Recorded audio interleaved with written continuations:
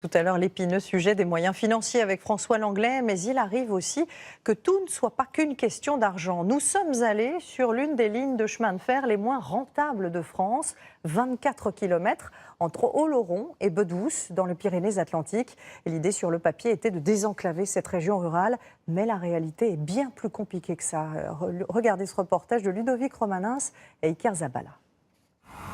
Au départ d'Oloron, à bord du train, tous les sièges sont vides. La seule personne que nous croisons au milieu du wagon, c'est le contrôleur. Au bout de quelques minutes, premier arrêt, Bidos. Sur le quai Georges Manot, c'est un fervent opposant à cette ligne. En voyant arriver le TER, il se sent lui aussi bien seul. 98% du temps, c'est comme ça.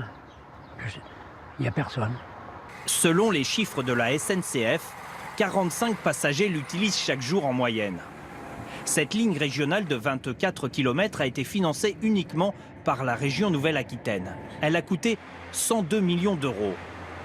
Il a fallu en effet restaurer 12 anciens ponts, créer des passages à niveau, mais aussi des murs anti-éboulis pour protéger les voies. Certains habitants de la vallée n'hésitent pas à parler de gaspillage d'argent public. C'est un non-sens de dépenser tant des millions pour ça.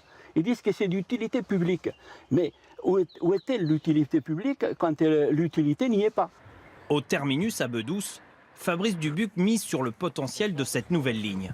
Pour ouvrir un hôtel-restaurant de luxe, il a investi 600 000 euros dans cette bâtisse. Pour lui, les horaires des 4 trains quotidiens ne sont pas adaptés aux besoins de la population. Ça se joue à pas grand-chose, à 10 minutes, un quart d'heure sur le départ du train le matin, pour que ça soit adapté avec les heures de collège, les heures de travail de ceux qui travaillent sur Oloron. Un train diesel peut fréquenter, aux horaires inadaptés, une ligne très chère. Le président du conseil régional met en avant la défense du patrimoine qui, selon lui, n'a pas de prix.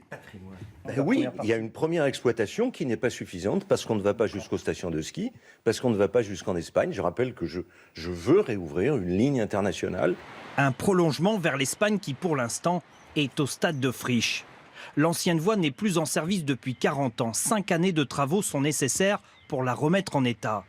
Le coût total est estimé à 400 millions d'euros supplémentaires. Voilà.